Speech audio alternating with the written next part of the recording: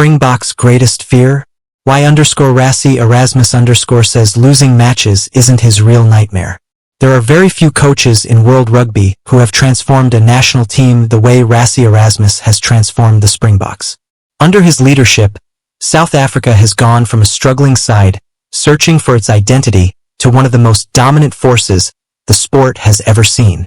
2 consecutive Rugby World Cup titles, consistent success against the world's best teams, and a squad packed with world-class talent have made the Springboks the benchmark of international rugby. But despite all the trophies, celebrations, and record-breaking performances, Erasmus has now revealed that his greatest fear has nothing to do with losing a test match. Instead, it is something much deeper, something that goes beyond rugby itself and speaks directly to the relationship between the Springboks and the people of South Africa.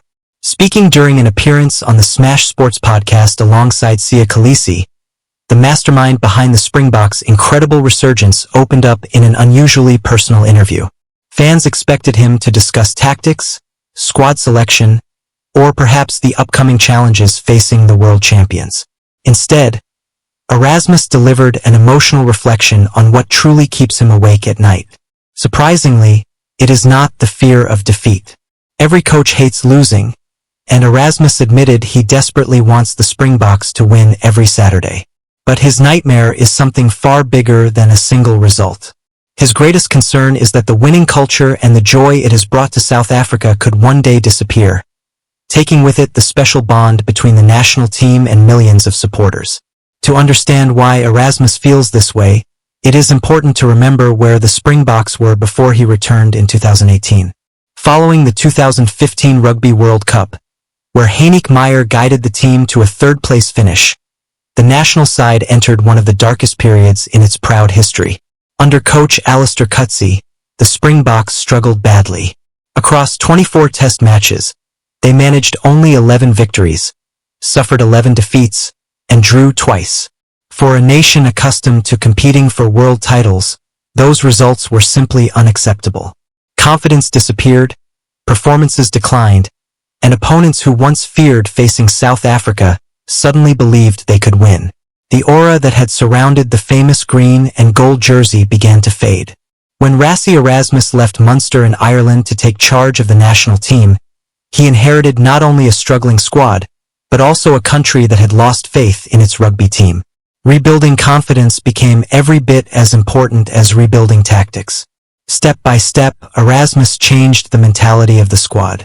He demanded accountability, created fierce competition for places, invested heavily in player depth, and built a culture where every individual understood exactly what was expected.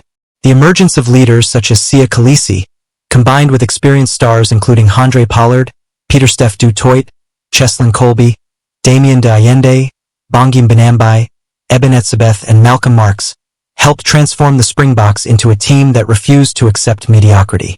That remarkable turnaround reached its first major milestone when South Africa lifted the Rugby World Cup in 2019, defeating England in a memorable final. Many believed that achievement represented the peak of the project, but Erasmus and his coaching staff were only getting started.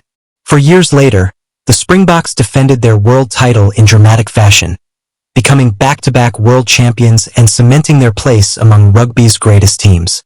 Along the way, they defeated rugby giants such as the All Blacks, France, England, Ireland, Argentina, and many other leading nations, proving that their success was no accident. Yet despite these historic accomplishments, Erasmus remains focused on protecting something more valuable than silverware.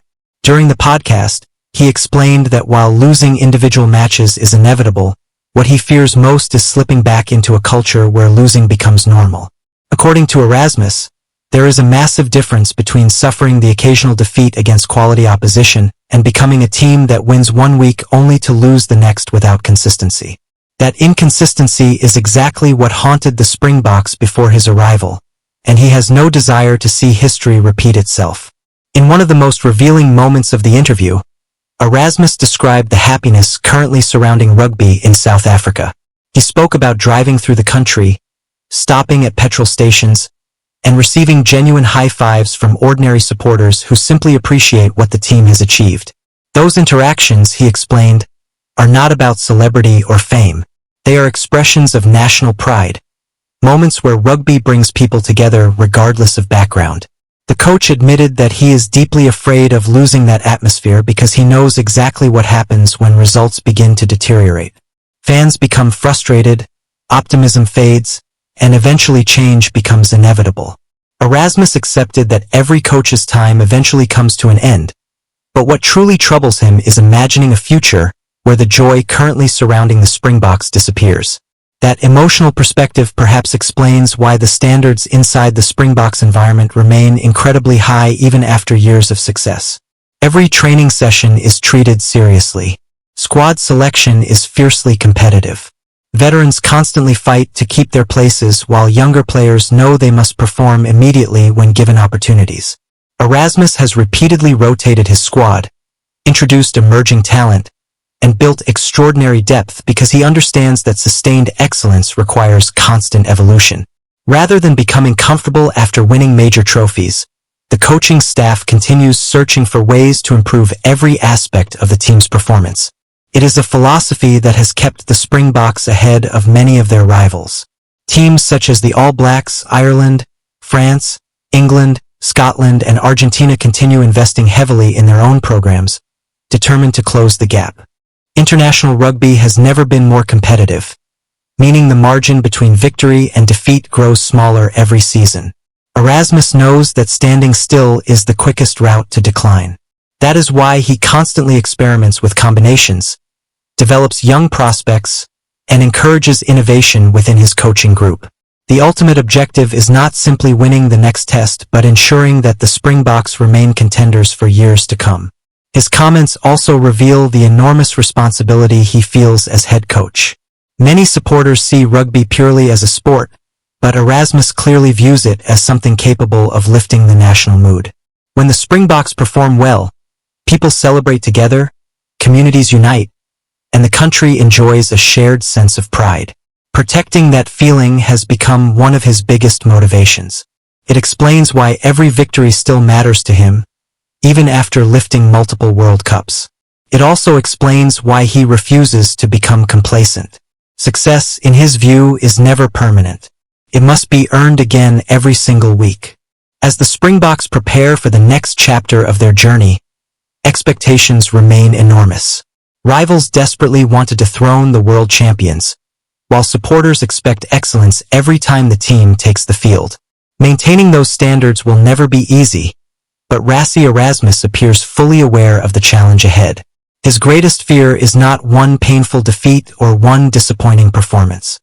His nightmare is allowing a winning culture to disappear and watching the connection between the Springboks and the people of South Africa slowly fade away. Judging by everything he has achieved since returning in 2018, however, there is little evidence that such a decline is anywhere close.